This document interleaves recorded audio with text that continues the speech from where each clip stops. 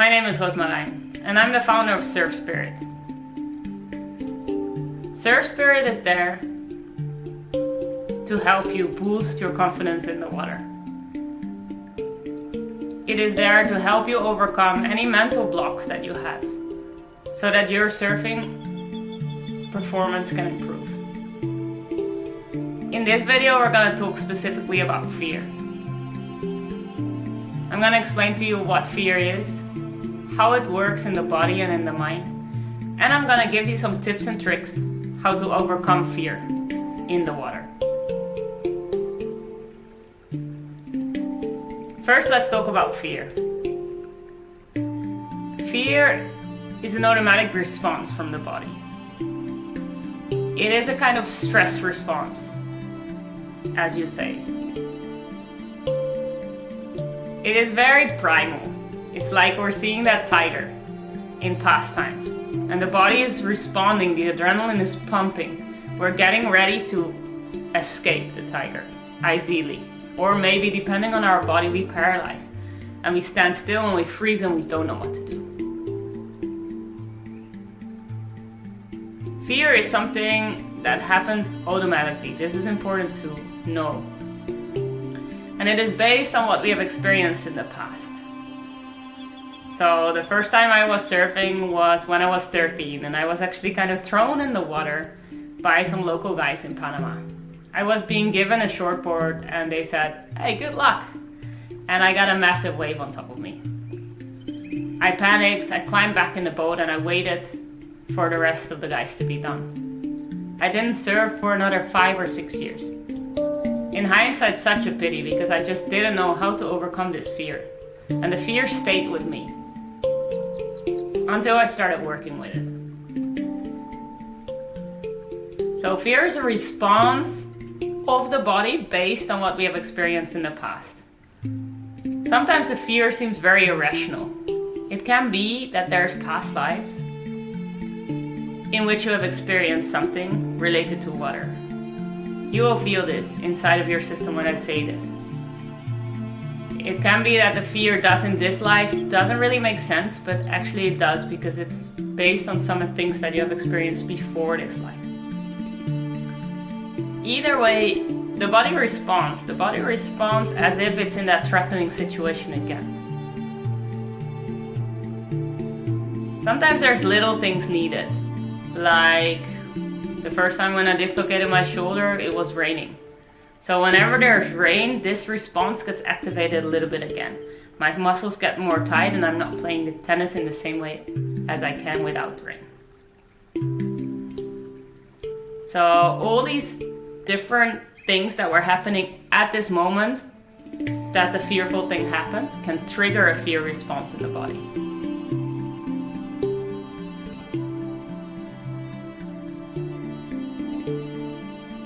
I'm going to ask you to stop for a second and to write down the fear that you have, the main fear that you get confronted with in the water.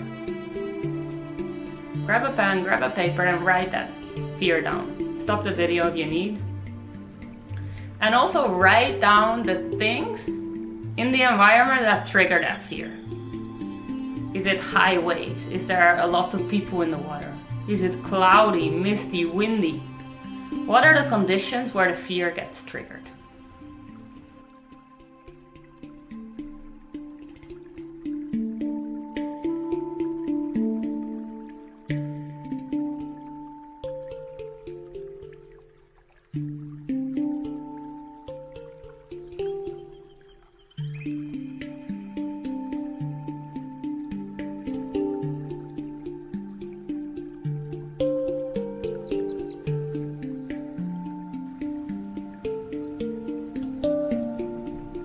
Great, now that you have that clear for yourself, let's look at fear. So, in essence, it's a stress response in the body. It's a stress response in the body, and as a consequence, it's also a stress response in the mind. The body can show different things. There can be a dilution of the eyes, we have less focus. We can get tense in the muscles. The blood can start pumping, the heart rate goes up. In the most extreme cases, our breathing gets more shallow and we can start shaking. That is when it really goes towards a panic attack, but that's quite extreme. It might be something that you have experienced also in the water. As a response of the body being in panic and being in fear, the mind goes, what's going wrong, what's going wrong, what's going wrong? I'm not safe, I'm not safe, I'm not safe. And as a response of that, the body responds even more intensely. So before you know it, and maybe you recognized it, you're in a loop. And the fear gets more and more and more, and you are still in the water. Not the safest place to be when you're in a fearful situation. So I'm gonna ask you again to grab your pen and paper and write down what are the responses in your body that happen when you get scared. And what are the responses and the thoughts inside of your mind? For example, shaking hands, less focus, but also thoughts like, I'm stupid, I can't do this is scary. Remember last time? Write down all these thoughts and try not to filter.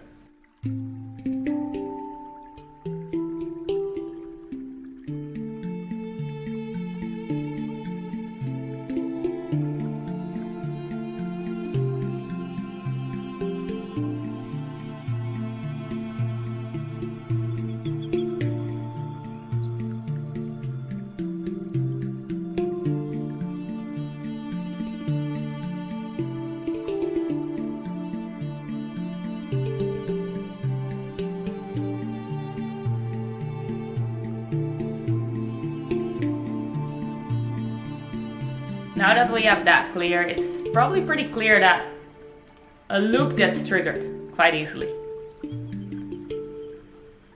The next question is, how can we break that loop? Because that loop is based on the past. I'm going to repeat that, it's based on the past.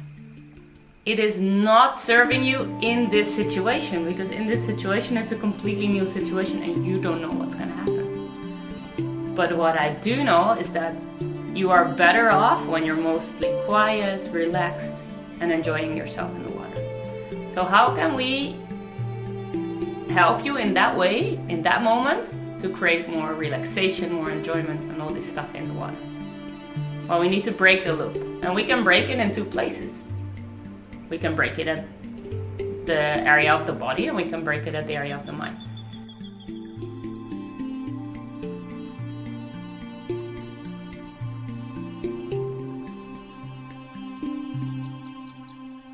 Different people have different access points. So it's a matter of experimentation. I'm going to give you a few tools to experiment with in the water. I advise you to write down the tools and to see which tool works for you. And the way you can do this is to give a number to your fear next time in the water. Let's say you're in the water, you notice you're being scared, you recognize these symptoms that you have written down from before, and you're giving a fear a number. You're saying, okay, my fear based on a scale from 0 to 10, it's a 7 right now. Then hopefully you remember this video, you remember the tool that you resonated with most. You're gonna try that tool out, and after that tool, you're checking in with yourself again. You're gonna rate the fear once again. What's the number that you give the fear at that moment?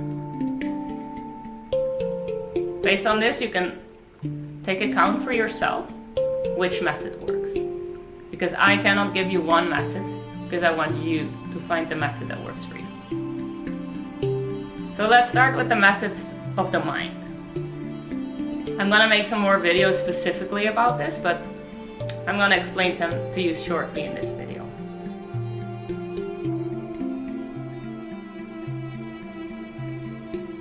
One of the first ways is to do reframing. That means the thoughts that you have written down, we can have a look at whether they're helpful. So have a look at your paper and check whether these thoughts are helpful. Most probably they're not so helpful.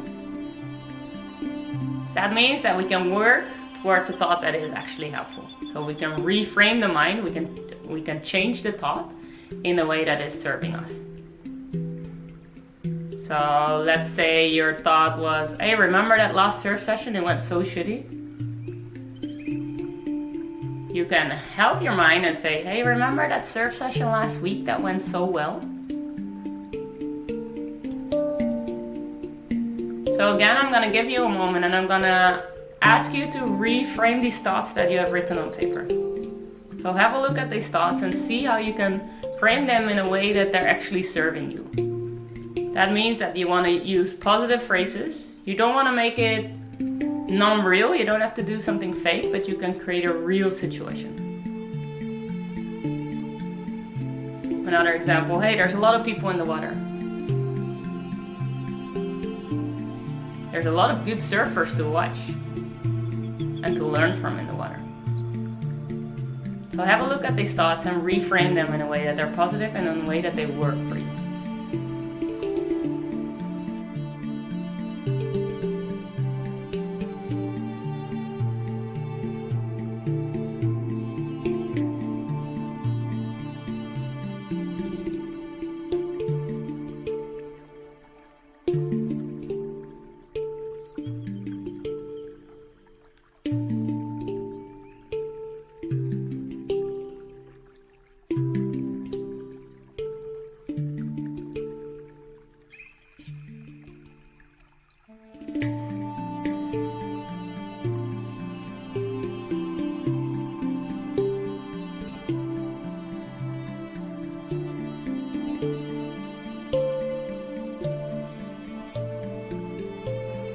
If you learn to do this more and more, you will actually already start doing it the moment that thought gets popped in your mind. And you can already reframe it and that thought loses its power. So the more you practice with this, the quicker you get in reframing the thoughts and the more positive your mind can be in the water.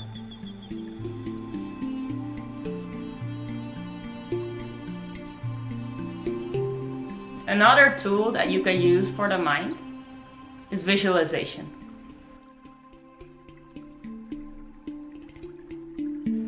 This tool is a little bit more tricky in the water unless you're in a situation where you can kind of go to the side and you can take some time for yourself. Otherwise, I advise you to try this when you're out of the water. So you can take a little break at that moment that you feel the fear rising and you can go to the beach and you can visualize. And visualization I will explain more about in another video, but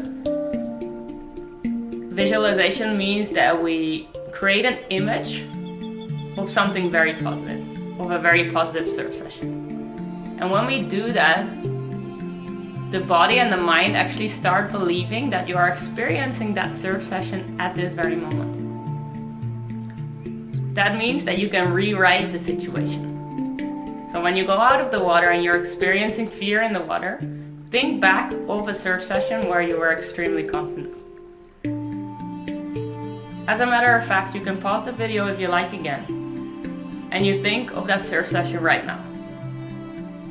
Think back of the last surf session where you felt extremely confident inside the water, where you felt like you were in control, you might have been tested or challenged, but you were responding in a way that was very, very well. And try to remember this situation as accurately as possible. Try to bring back all the details of this situation. Who you were with, what was happening, what you were feeling inside of the body, what your preparation was, how you were surfing. Ideally, you even see yourself surfing or you feel yourself surfing. People visualize in different ways. Some people visualize like they are experiencing the situation from inside their body.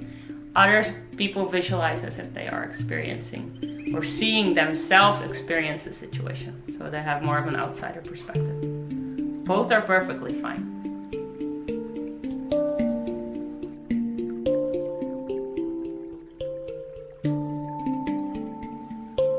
So visualization is another great tool to stop the cycle of fear inside the mind. Let's shift to the level of the body. How can we stop the cycle of fear inside of the body? remember that the heart rate went up, adrenaline went up, cortisol went up. How can we allow the body to feel relaxed? Because the moment the body feels relaxed, the mind will create positive thoughts too.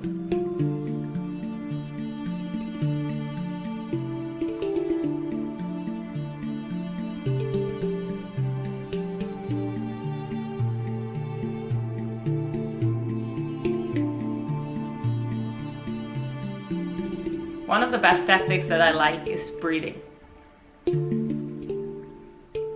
A way to try is called box breathing. Box breathing means 4 seconds in, holding 4 seconds, 4 seconds out, holding 4 seconds. This is a very, very easy technique that you can even do in the water when you have 2 minutes to spare. Straight away you might notice your heart rate going down. We'll do a few together just for you to get the hang of it. So breathing in,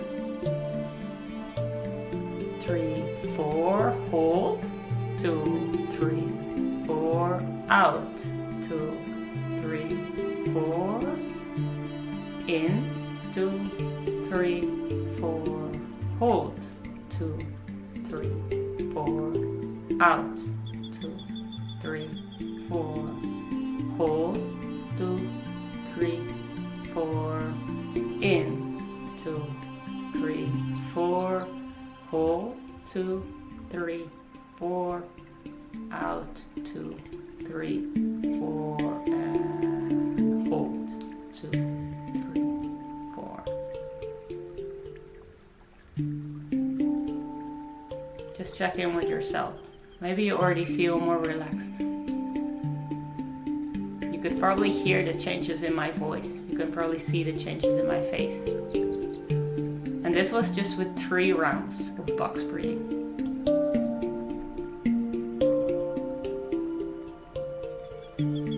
Another breathing method that works really well is belly breathing. That means inflating the belly completely as if it's a balloon and then exhalating it. What you want to do with belly breathing, and you can practice it this way, you put one hand on your chest, one hand on your belly, and you only want the hand to move that is on top of your belly. So we are very used to breathing from the heart, from the throat, but we want to bring the breathing down. Because the more the breathing gets down, the more calm we are.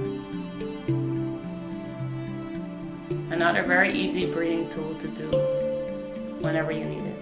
And also to try inside of the water. Just sit on your board, place your hands on your belly, on your chest, and see if you can allow the breathing to really come down only to your belly.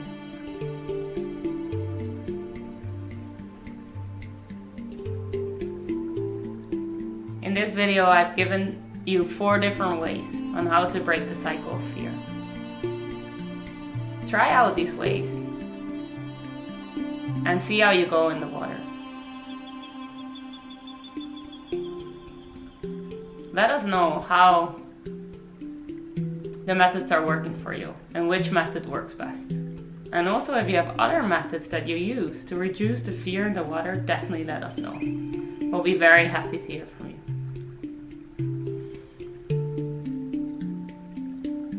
For now, it's important for me to say that fear is useful because it points out to where you're losing presence, to where you're not surfing at your best anymore. Fear can help us to gain a little bit of focus. It can help us gain momentum for the maneuvers to come. But too much fear is never serving you.